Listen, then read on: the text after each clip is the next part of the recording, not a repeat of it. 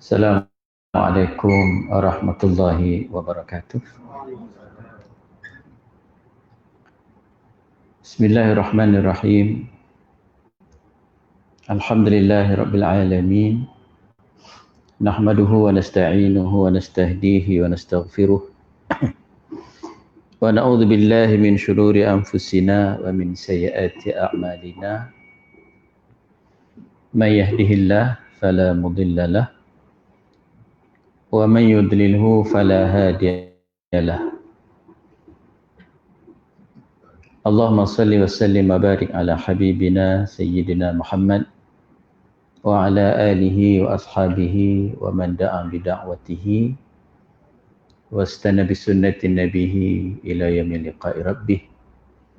Rabbi shrah li sadri wa yassir li amri wahlul 'uqdatam min lisani yafqahu qawli.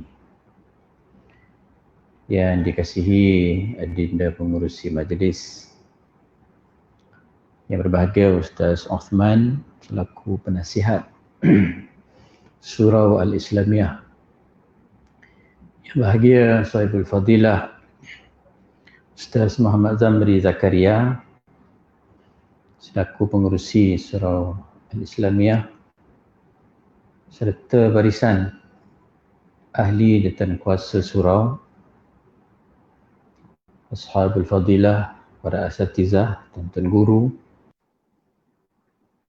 serta sidang jemaah muslimin dan muslimat yang saya hormati dan saya kasihi sekalian.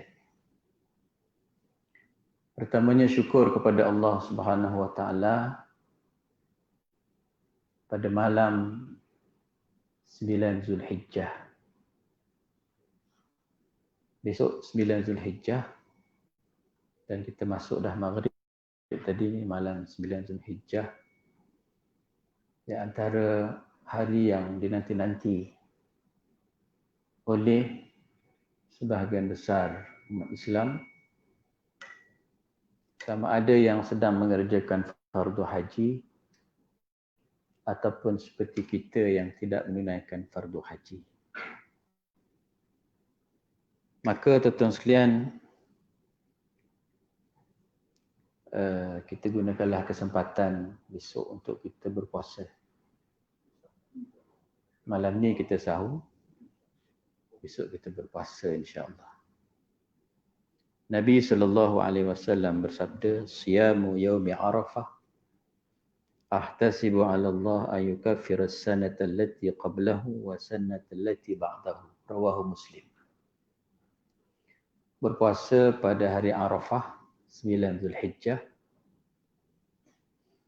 aku mengharapkan daripada Allah, menitipkan pahala kepada Allah agar diampun dosaku itu pada tahun sebelumnya dan pada tahun akan datang. Proses peluang Allah SWT buka kepada kita untuk kita menyucikan diri kita, insya-Allah. Jadi setengah masjid dia ada beriftar, buka puasa beramai-ramai besok. Tapi kena ikut SOP lah. Tuan-tuan sekalian, syukur pada Allah kerana pada malam ini Allah SWT menghimpunkan saya dan tuan-tuan di surau baru, bangunan baru. Tahniah kepada jawatankuasa dan juga kepada semua penyumbang. Mudah-mudahan ia sebagai satu simpanan pahala kita lah besok di akhirat, insya-Allah. Kok mana pun nanti akan datang bergaduh, berselisih macam mana pun, dinasihatkan supaya jangan sesekali kita sampai peringkat membatalkan pahala kita. Dalam Al-Quran Allah menyebut la tubtilu sadaqatikum bil manni wal adha. Jangan kamu batalkan sedekah-sedekah kamu bil manni wal adha. Manni bermaksud mengungkit-ungkit. Wal adha bermaksud menyakitkan hati orang lain. Itu yang disebut oleh ulama, kadang-kadang seseorang itu dia simpan pahalanya berpuluh tahun, tapi lebur hanya dengan 2-3 patah perkataan. Jadi teruskan infak fisabilillah. Mudah-mudahan Allah Subhanahu Wa Taala memberkati apa yang tinggal berbaki, dan Allah akan ganti dengan yang lebih baik daripada apa yang kita infakkan di jalan Allah Subhanahu Wa Taala. Tuan-tuan sekalian, pada malam ini saya tidak diberi tajuk. Itu payah kalau tak bagi tajuk tu. Tapi SOP-nya kita kena berhenti syak. Dan ada lagi 2 agenda lain. Penyampaian pada anak-anak kita yang berjaya masuk IPT, IPTS, insentif daripada surau dan juga majlis perasmian. Jadi kita akan cubalah tuan-tuan sekalian untuk kita mengisi masa yang kosong ini. Cuma malam ini tuan-tuan kita sembang-sembang gitu-gitu mengenai apa yang berlaku sempena COVID-19 ni. Di sebalik musibah itu tersirat beberapa hikmah.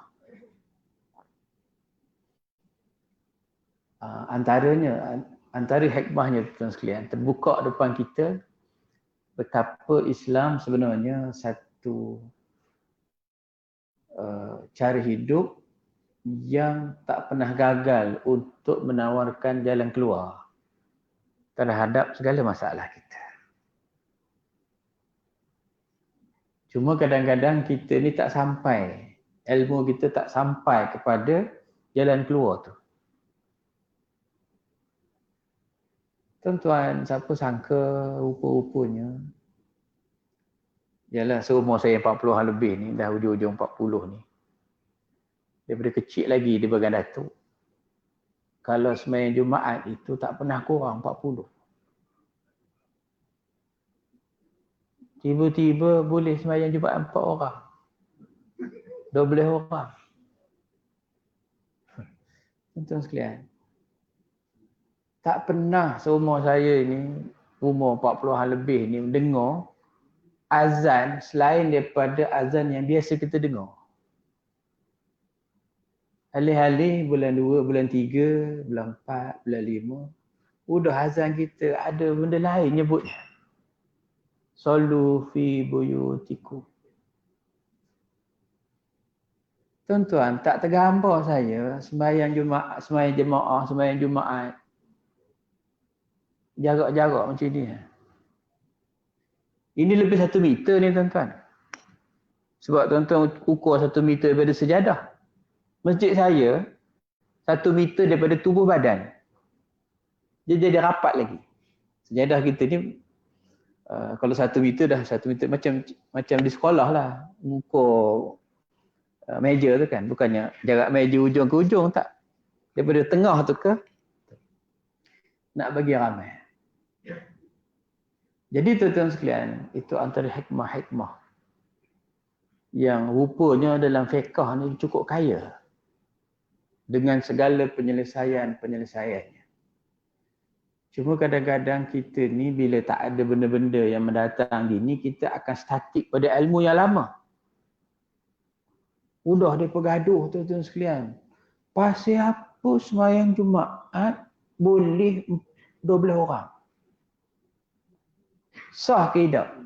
Saya sembang dengan Ustaz Nizam tadi, ketika berlaku PKP 1, 2, 3, 4 tu, rupanya kerja saya lebih sibuk daripada bukan zaman PKP.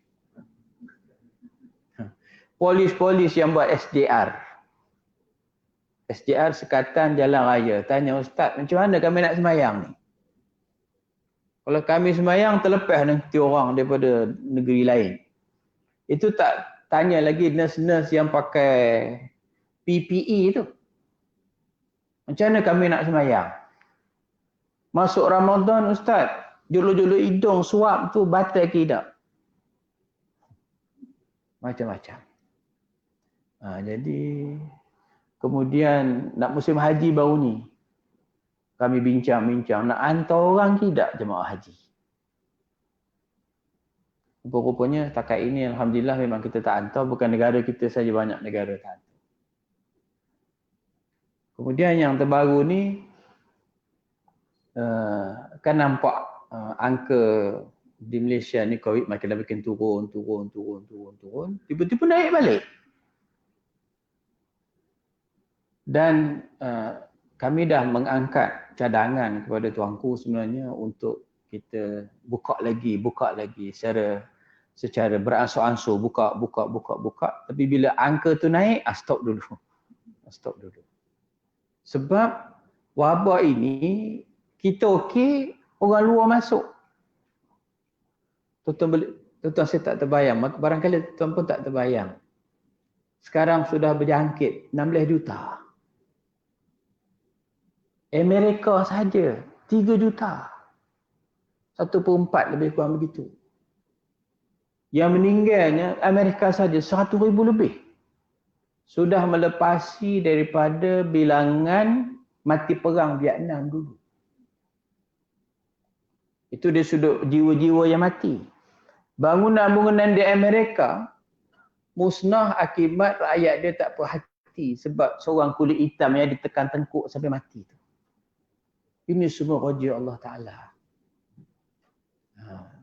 Jadi tuan-tuan sekalian, dalam hal ini subhanallah, baru kita tengok betapa segala hukum hakam fiqh yang Allah Subhanahu Wa Ta'ala sediakan untuk kita tu dipanggil syariat tu. Syariat segala jalan yang menuju kepada Allah Ta'ala. Nak lalu jalan itu kita kena patuh kepada hukum-hukum Allah Ta'ala. Syariat Allah Ta'ala. Jadi dalam mematuhi hukum-hukum Allah Ta'ala itu tercabang lagi hukum-hukum fiqh yang wajib untuk kita taati. Jadi hukum fiqh yang wajib kita taati itu untuk apa sebenarnya? Menyampaikan jalan kita jalan atas untuk kita sampai kepada Allah Subhanahu Wa Ta'ala. Jadi ulama' buat kesimpulan, kalau hukum tu kita tahu ada 5 kan, ada wajib, ada sunat, ada makruh, ada harus, ada haram. Itu nak bagi kita disiplinkan diri kita supaya bila kita patuh semua-semua tu insya-Allah kita sampai pada Allah Ta'ala. Kita sudah menundukkan hawa nafsu kita terhadap hukum hakam Allah Ta'ala tu. Jadi tak kala kita nak mencapai jalan kita menuju kepada Allah Ta'ala itu kita wajib taati semua-semua ni. Jadi bila ada hukum-hukum fiqh yang agak pelik sikit, kewajipan para ulama' digali supaya dapat menjaga, dipanggil hukum fiqh, syariat kita ni adalah untuk membawa kesejahteraan kepada kita dunia dan akhirat. Ini beza dengan sistem-sistem hidup manusia. Kadang-kadang mereka menumpu hanya bahagia di dunia. Tapi kita mencari bahagia di dunia dan bahagia di akhirat. Jadi segala syariat yang Allah turunkan pada kita itu untuk menjamin kebahagiaan di dunia dan di akhirat, itu ulama aturkan. Apa sebenarnya yang Allah nak suruh kita jaga betul-betul ni? Himpun Quran, himpun hadis, mereka membuat kesimpulan. Ulama dulu-dulu membuat satu kesimpulan, rupa-rupanya untuk kita selamat di dunia dan di akhirat, sepaling-paling tidak kita jaga 5 perkara. Nombor 1, kita jaga agama kita. Nombor 2, kita jaga jiwa kita. Nombor 3, kita jaga akal kita. Nombor 4, kita jaga keturunan kita. Nombor 5, kita jaga harta kita. Nak jaga semua-semua ni adalah dia punya jalan-jalannya. Nak jaga agama kita, ada dipanggil undang-undang menghukum orang keluar daripada agama murtad. Untuk jaga agama. Sebab itulah tuan-tuan sekalian, kan peringkat awal COVID dulu kan, kita ni takut daripada kuman daripada Allah Ta'ala. Takut pada kuman lebih daripada Allah Ta'ala. Bukan kita takut. Memang sunnah Nabi SAW bila menghadapi wabak, ada caranya. Ketika ke ta'un, ada caranya. Kamu lari daripada ta'un seperti mana kamu lari daripada singa. Ada sebab musabab. Jadi untuk menjaga, nombor satu, untuk menjaga agama kita, akidah itu paling penting. Paling penting. Yang keduanya untuk menjaga jiwa. Menjaga nyawa. Itu tak boleh membunuh dan sebagainya. Di sinilah, nombor dua inilah, di sinilah banyak berperanan tak kala setengah ulama kita menawarkan penyelesaian terhadap masalah-masalah yang berlaku ketika COVID-19 untuk menjaga nyawa. Jadi ulama-ulama syariah dia ada kaedah. Nak jaga nyawa macam mana. Tapi nak menentukan bahaya ke tidak, itu bukan ulama syariah. Itu adalah kerja Kementerian Kesihatan dengan Majlis Keselamatan Negara. Maknanya mereka yang pakar. Sebab itu tuan-tuan, mula-mula dulu ketika tentang hukum merokok haram ke harum dan sebagainya, ulama hanya buat kaedah. Kalau merokok itu mudarat, jadi haram. Mengukur mudarat itu ulama tak tahu. Itu diserah kepada doktor. Nak mengukur mudarat tu. Jadi, nak mengukur mudarat, besar mana mudaratnya? Wabak-wabak ni. Ulama syariah tak tahu, tuan-tuan. Dia diserahkan kepada para doktor, para pakar. Sebab kaedah paling besar dalam Islam antaranya adalah dipanggil darul mafasid muqaddam ala jalbil masalih. Bermaksud kalau di sini ada mudarat, di sana ada maslahat, mana yang lebih dulu? Tolak mudarat atau ambil maslahat? Dalam Islam, tolak mudarat dulu. Didahulukan daripada menarik maslahat. Contoh, untuk menarik pelancong yang ramai ke Malaysia ini, maka apa salahnya untuk dibuka rumah-rumah urut, ataupun pelacuran, ataupun di atas kapal terbang lagi dihidangkan arak. Tujuannya apa? Untuk maslahat. Tarik duit orang pelancong, itu menarik maslahat. Tetapi mudaratnya besar. Jadi antara mudarat arak, mudarat rumah urut, mudarat pelacur dengan membawa ekonomi yang banyak sebagai maslahat, mana yang nak didulukan? Tolak mudarat dulu. Itu kaedah yang sangat penting. Yang hanya diketahui melalui istiqra'. Istiqra' ni maksudnya adalah hasil pemahaman ulama dulu-dulu terhadap dalil Quran, sunnah dan apa yang telah dilakukan oleh para anbiya, para nabi dan juga para sahabat Nabi radhiyallahu taala anhu. Itu antara perkara yang menjadi asas di dalam para ulama kita menawarkan penyelesaian fiqh. Jadi termasuklah relevannya kewujudan surau-surau di tanah air kita. Tuan, di negara Arab tak ada surau. Rumah ibadat orang Islam antaranya nombor satu masjid. Masjid terbahagi kepada dua dalam Islam. Masjid jami' dan masjid ghairu jami'. Masjid jami' bermaksud masjid yang didirikan solat Jumaat di dalamnya. Masjid ghairu jami', masjid tetapi tidak solat Jumaat di dalamnya. Contohnya ada Kalau tuan pergi daripada Kuala, pergilah ke Greek. Ada satu masjid namanya Masjid Kenayat, tepi jalan.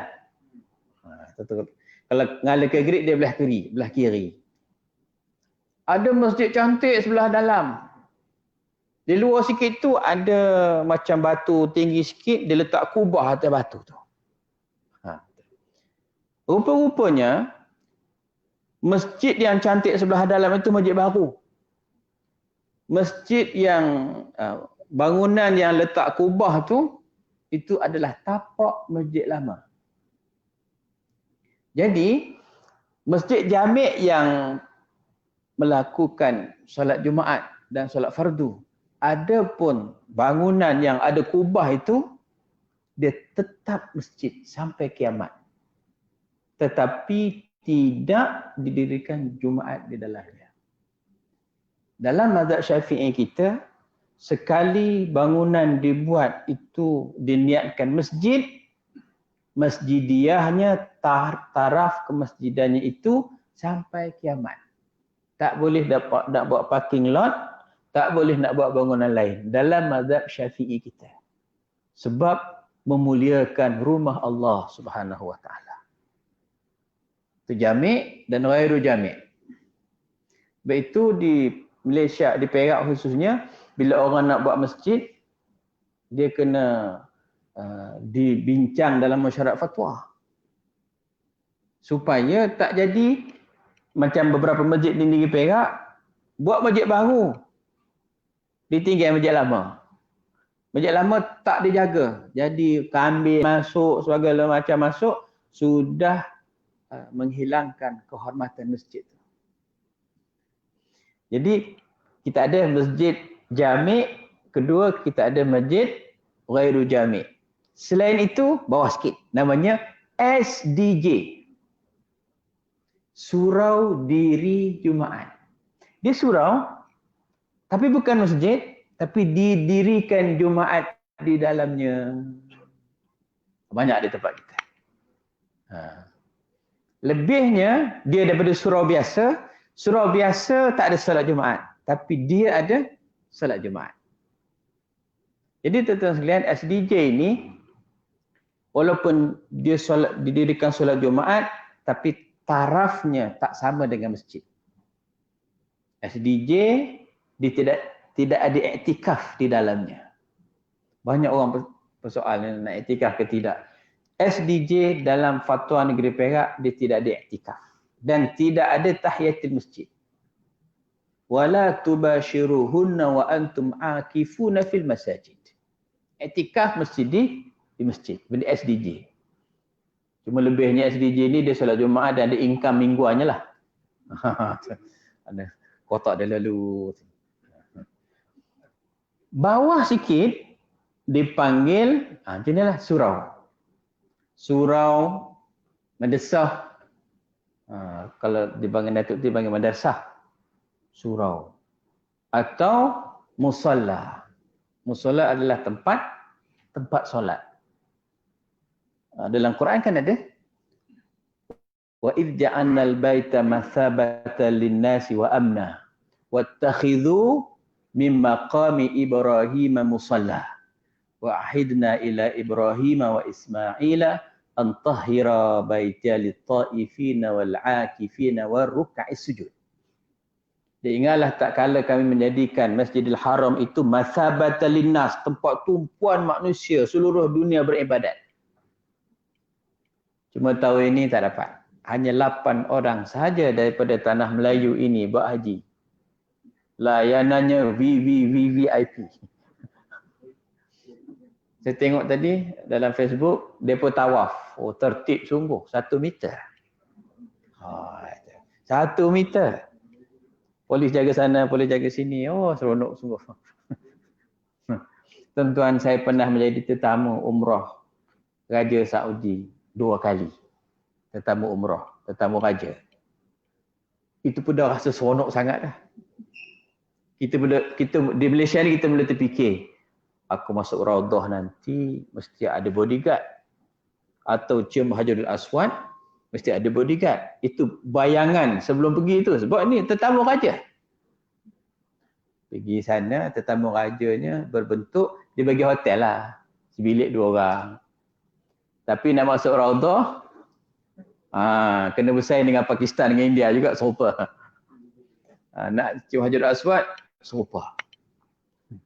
Tuan-tuan sekalian, tempat tumpuan, ketika kami jadikan Baitul Haram itu tempat tumpuan manusia, tempat ibadah, maka engkau jadikanlah makam Ibrahim itu salah satu tempat kamu solat. Sebab itu kan sunnah kan tuan-tuan sekalian, lepas kita tawaf, kita sembahyang dekat makam Ibrahim atau di belakang makam Ibrahim. Tuan-tuan sekalian, jadi dan dalam sejarah Nabi SAW sendiri, rupa-rupanya Nabi tidak sentiasa sembahyang di tempat yang namanya masjid. Ada kalanya Nabi SAW tidak sembahyang di masjid. Tetapi Nabi SAW sembahyang di musolla. Tuan-tuan, saya dapat kutip beberapa 2-3 hadis tuan-tuan sekalian.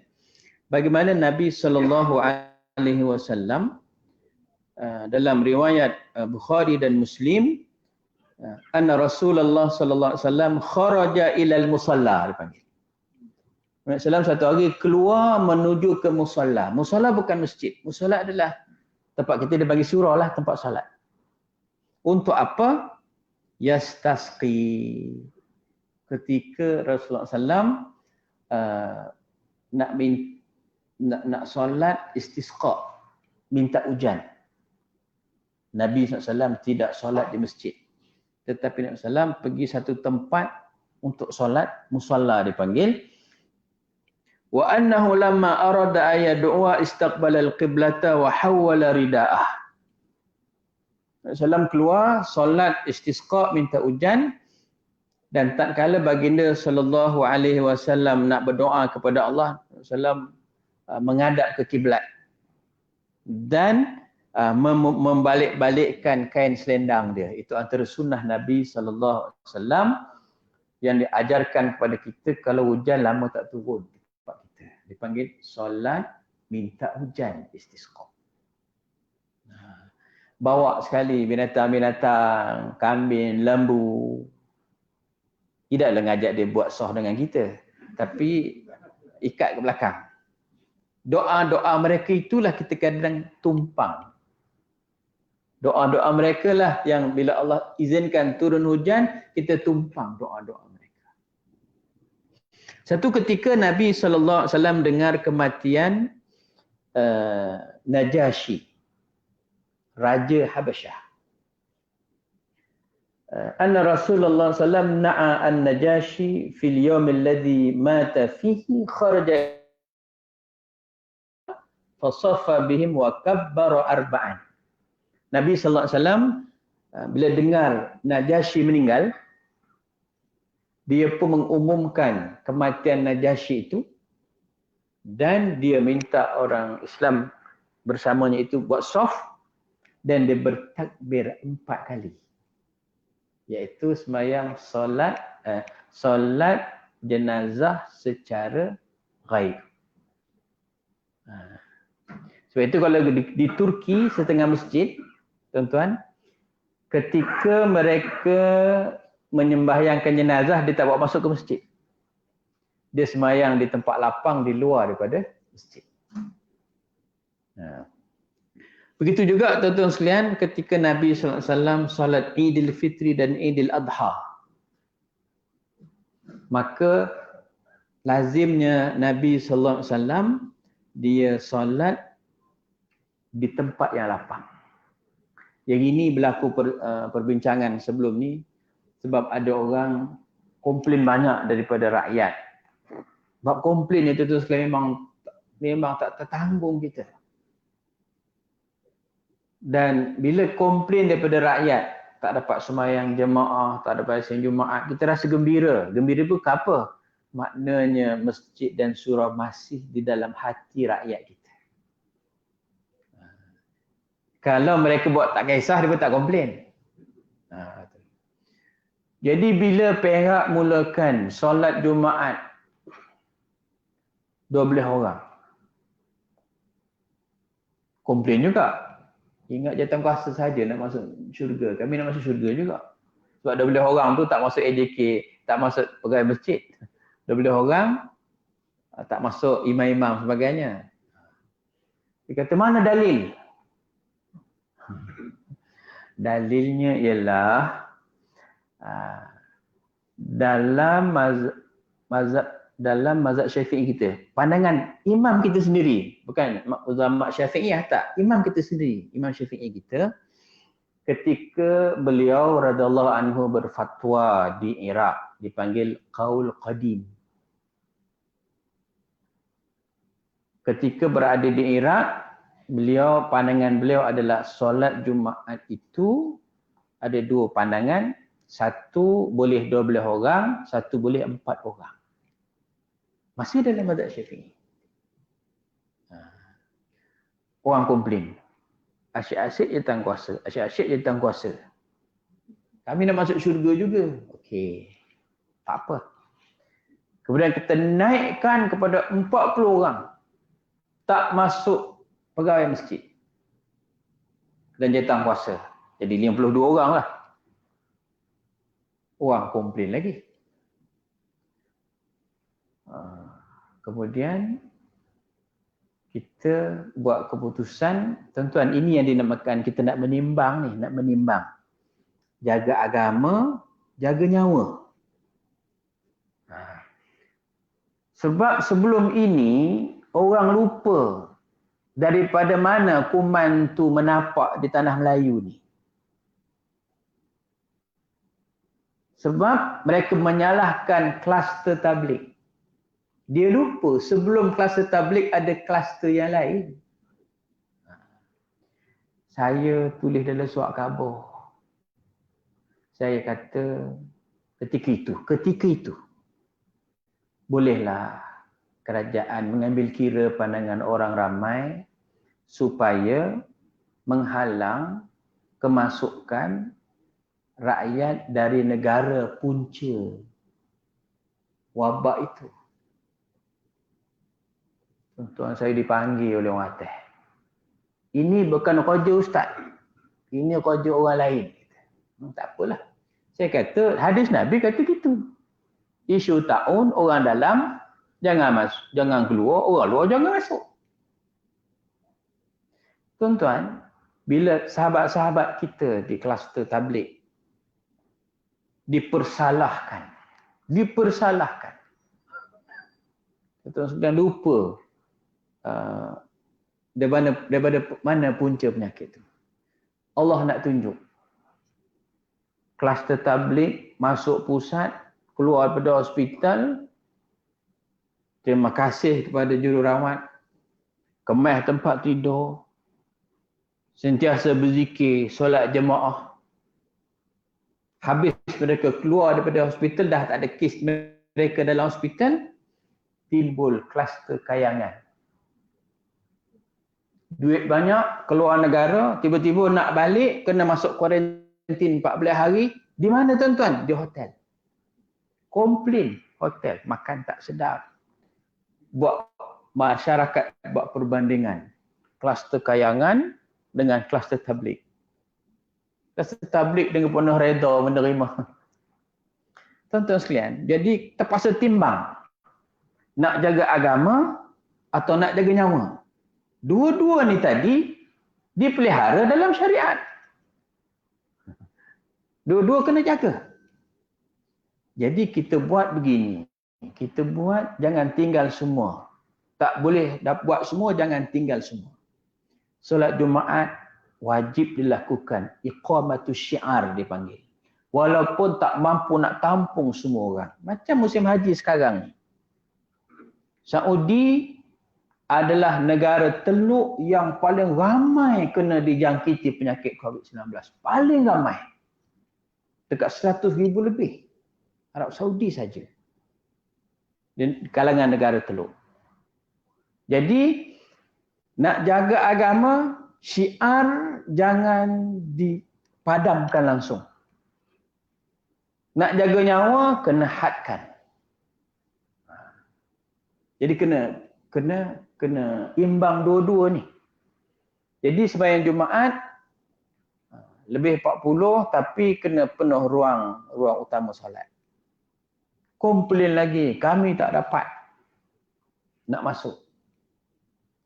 Jadi kita pun benarkanlah untuk bilangan yang tak dapat masuk solat Jumaat di masjid ditampung oleh surau-surau. Surau-surau yang di bawah qaryah masjid tu. Tuan-tuan sekalian. Jadi di situ saya menulis tajuknya haram hukumnya kita cuai solat Jumaat. Sebab kita pun dah dapat feedback daripada rakyat biasa, dah timbul kluster lazat tidak solat Jumaat. Itu lagi dahsyat. Tuan-tuan, solat jemaah bila tak boleh semayang dulu di masjid macam nak runtuh langit. Tapi bila boleh semayang jemaah tak datang. Imam besar melaporkan di masjid negeri, nak banding dengan sebelum Covid dengan lepas Covid, sebelum Covid jemaah solat fardu lebih ramai daripada semasa Covid ni. Bila dibuka balik. Jadi tuan-tuan sekalian, saya kata cuai, kita dah dapati sudah ada kluster lazat tidak solat Jumaat. Sebab itu saya menulis beberapa kategori mereka yang cuai ni siapa dia. Yang pertama, jawatan kuasa yang 12 orang itu. Peringkat awal dulu. Sengaja tak nak solat Jumaat, berdosa dia. Kerana dia diamanahkan untuk menegakkan syiar Allah dalam qaryah dia. Kedua, jemaah yang nama naik untuk solat Jumaat, nama dia naik. Tetapi sengaja dibagi kuota pada orang lain. Saya dengar dengan telinga saya sendiri. Mika pergilah. Minggu ni teman tak nak pergi. Walhal nama dia naik. Solat Jumaat bukan alternatif. Solat Jumaat adalah kewajipan. Kewajipan. Yang ketiga, nama tak naik-naik dah 2-3 minggu. Tapi dia tak ngabar pula datang kuasa. Tuan, nama saya tak naik-naik dah. Barangkali nama dia tak termasuk dalam database masjid. Dia pun syok lah, maknanya tak nama-nama tak naik. Nama dia tak naik. Yang keempat,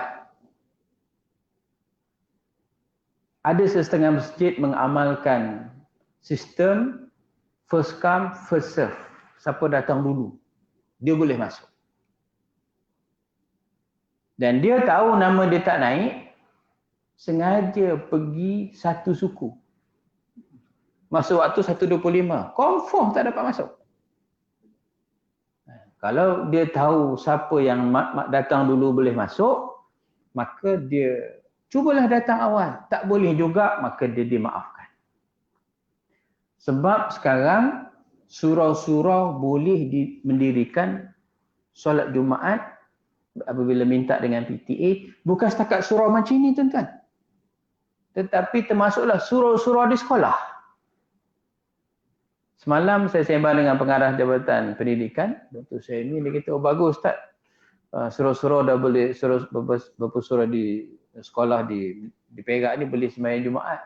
Di situ ada unsur pendidikan, latihan dan sebagainya. Orang komplain juga. Dalam mazhab Syafi'i, tu. Ini komplain ni satu hal, komplain nak beramal tak apa. Ini komplain kuat, beramal pun tidak. Menyebabkan orang yang nak beramal ni dia tersentap kejap. Dia tarik handbrake.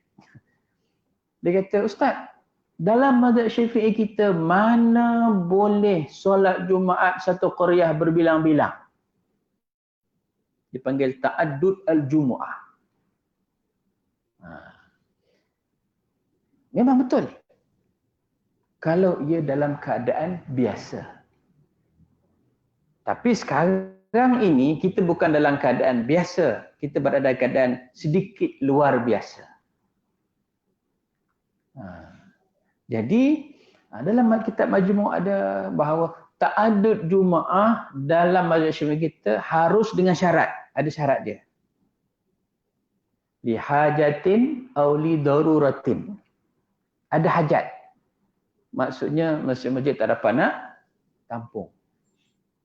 Orang komplain lagi.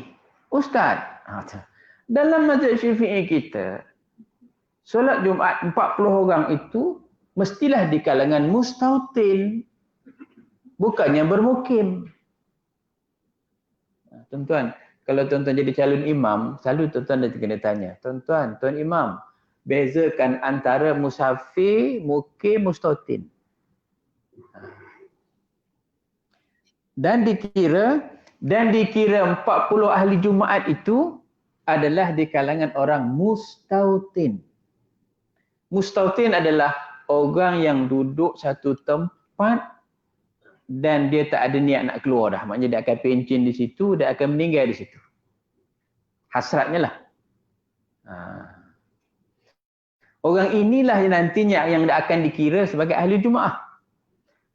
Tapi orang bermukim, dia datang satu tempat, dia duduk lama. Tapi dia tak nak duduk sampai bila-bila. Satu hari dia keluar balik. Contohnya duduk di quarters. Jadi budak-budak yang mengaji di asrama ni, dia bukan mustautin. Dia akan pergi satu ketika nanti. Jadi komplain lagi. Jadi mari mana sah dalam mazhab Syafi'i kita? Tuan-tuan, bila dalam keadaan begini, dalam kitab juga disebut, dipanggil pandangan yang asah, yang paling sahih, 40 orang itu dibilang dari kalangan mustautin. Asah. Dipanggil satu lagi muqabil asah. Asah paling sah, muqabil asah sahih. Pandangan yang sahih mengatakan mukim pun boleh dikira sebagai ahli Jumaah, khususnya di dalam suasana sekarang ini. Itu saya masalah. Jadi tuan-tuan, begitulah rupa-rupanya COVID-19 ini dia buka sikit. Kita mengaji biasa gitu, rupanya ada pandangan-pandangan. Ya, pandangan-pandangan ini bukan saja-saja untuk dipanggil tatabuk rukhas ataupun sengaja-sengaja nak bersenang lenang, nak cari hukum yang sepakat dengan hawa nafsu, tak. Tetapi untuk jaga dua-dua. Jaga agama dan juga jaga nyawa. Dan para tuanku kita dia sangat takut sebab dia pun ni jaga agama. Tak nak, kalau boleh tak nak dengar, dipanggil kluster solat Jumaat. Kluster solat jemaah. Itu yang kalau tuan masih ingat. Kalau tuan masih ingat, bila PKP keberapa itu dibuka dulu sektor ekonomi. Tapi sektor sosial dan pendidikan jangan lagi. Di situ kebetulan kami perbincangan dengan Dr. Nur Hisham sendiri. Dia bagi taklimat. Dia kata, pertama, sektor ekonomi ini dibuka memanglah untuk ekonomi kita makin lama makin teruk. 2 bilion satu hari rugi. Yang keduanya macam satu uji kaji. Kalau sektor ekonomi dibuka, kes tak naik, maksudnya patuhlah pada SOP. Rakyat dah mula patuh SOP dan sektor sosial, sektor pendidikan dibuka lepas itu. Jadi memang betul bila dibuka ekonomi, kes tak naik. Makin turun, maka dibukalah masjid apa semua-semua tu. Dan kita risau sehari dua ni kalau naik balik, tuan-tuan sekalian, rindu balik kita ke masjid ke surau. Jadi tuan-tuan sekalian, itu antara perkara lah. Maknanya sangat signifikan surau khususnya semasa COVID-19 ni. Jadi tuan-tuan sekalian, tak kira lah sama ada COVID tak COVID, masjid dan surau kita mesti melekat dalam hati kita. InsyaAllah. Dan tahniahlah kepada Tuan Kuasa kerana berjaya mengusahakan surau ini. Masuk pun nampak tenang. Kapek pun puluhan ribu ni tuan-tuan sekalian. Kapek 22,000. 27,000. Masya Allah. Maka beruntunglah orang yang infak kerana selama mana dipakai maka dapat pahala. Dapat pahala. Saya masih ingat di taman saya sendiri dulu macam tuan-tuan juga mengusahakan surau. Dipanggil surau, sengaja mereka minta saya nak namakan surau tu. Saya namakan Surau Abdul Rahman bin Auf. Abdul Rahman bin Auf adalah seorang sahabat yang kuat infaknya. Kaya tapi kuat infak, berbelanja di jalan Allah. Sangat dahsyat. Jadi orang perempuan di taman kami yang itu mengusahakan buat acar buah, jual. Yang lelaki minta masa tu minta daripada kerajaan tak dapat. Alhamdulillah berjaya. Buat surau Abdul Rahman Auf. Kami ringkaskan SARA, Surau Abdul Rahman Auf. Terbina lah. Bila dah bina tu orang akan infak lah bila nampak ceracak naik semua. Jadi tengok peluang. Kebetulan saya sebagai ketika itu Setiausaha Jawatankuasa Fatwa. Saya kata, jom kita buat surau kita jadi masjid. Ramai jawatankuasa tak setuju. Nanti tak ada orang sembahyang Jumaat tak cukup. InsyaAllah cukup, saya kata. Terus loncat. Surau biasa ke masjid. Tanpa surau diri Jumaat dulu. Sebab apa tuan-tuan? Sebab saya jawatankuasa fatwa kata gitu. Memang layak. Bukan tak layak, memang layak. Sebab jauh masjid. Jadi, SARA tu, bila tukar jadi Masjid Abdul Rahman bin Auf, singkatan jadi MARA. Tak boleh, nanti orang minta pinjaman tekun. Jadi kami tukar nama jadi Ma'ruf. Sampai sekarang. Tapi tuan-tuan nikmat sebenarnya. Bila kita bina sendiri, titik peluh kita sendiri, kita rasa perpunyaan itu kita punya. Sebab itu masjid lama-lama di kampung, kalau nak rubuh, nak buat masjid baru, orang tua-tua marah.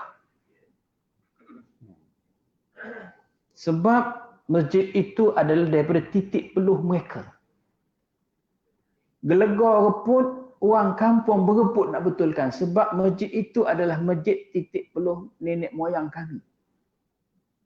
Berbanding dengan masjid-masjid zaman moden sekarang ini. Bal matilah kalau siap tak tengok, jatuh pengerusi tak tengok. Sebab dia kata ini masjid kerajaan bagi.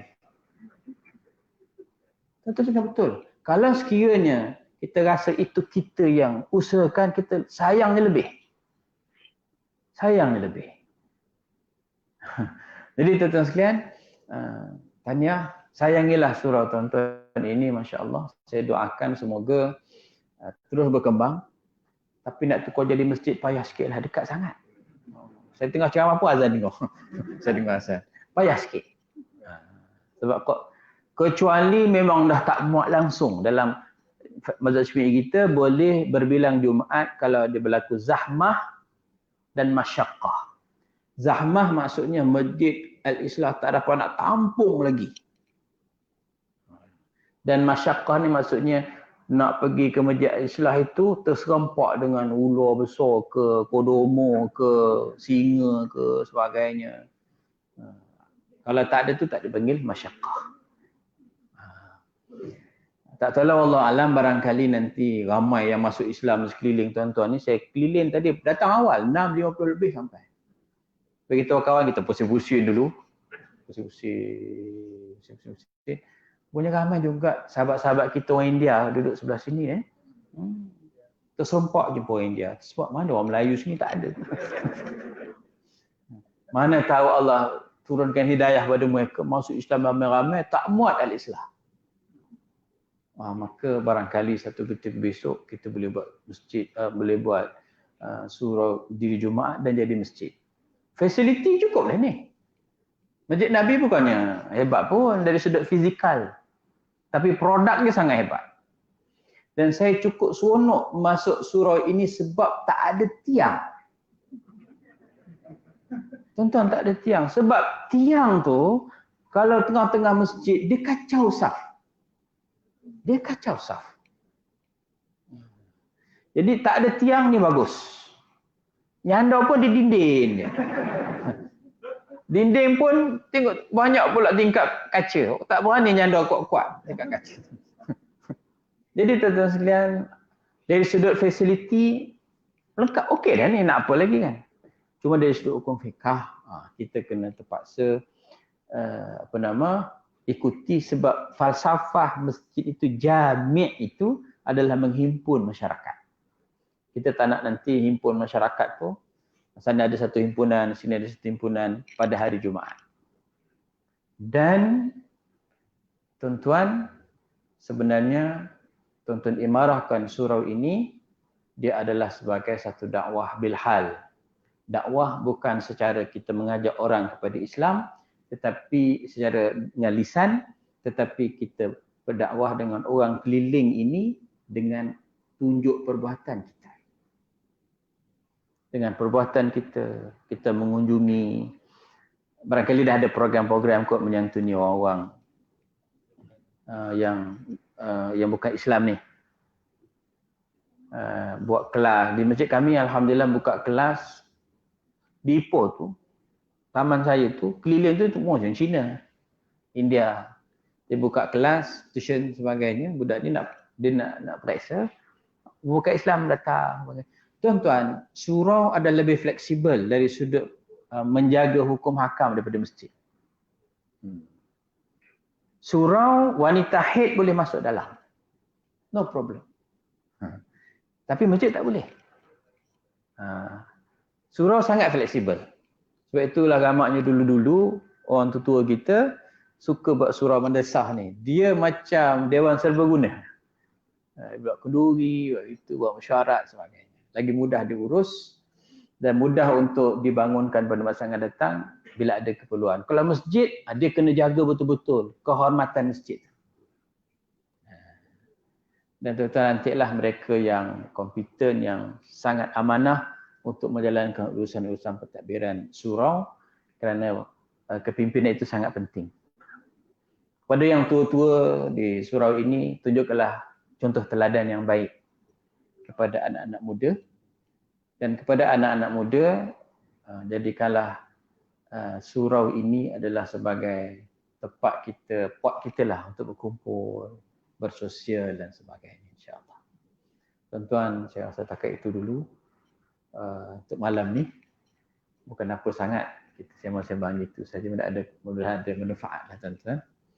Sebab tak letak tajuk, letak tajuk sedap sikit. Ini kita sembang-sembang gitu. Ala kulli hal, paling tidak saya dapat berkenalan dengan tuan-tuan. Ustaz Osman ni rasanya pernah buat program dulu kan. Dengan Ustaz Muhammad Zamri. Ustaz Nizam ni biasa. Dia selalu kacau saya berjawab.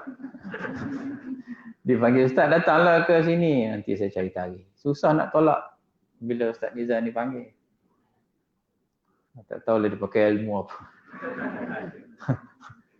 Jadi insya-Allah kita jumpa lagi pada masa akan datang. Ala kulli hal, tahniah kepada tuan-tuan, teruskan untuk menyumbang, memakmurkan surau ini dengan niat ikhlas lah. Jangan pula niat bersaing dengan masjid, tak payah. Tak payah. Kita buat seikhlas yang mungkin. Seikhlas yang mungkin, mudah Allah berkati. Maaf dan maaf. Wassallallahu ala sayyidina Muhammad wa ala alihi wa sahbihi ajma'in. Alhamdulillahirabbil alamin. Assalamualaikum warahmatullahi wabarakatuh.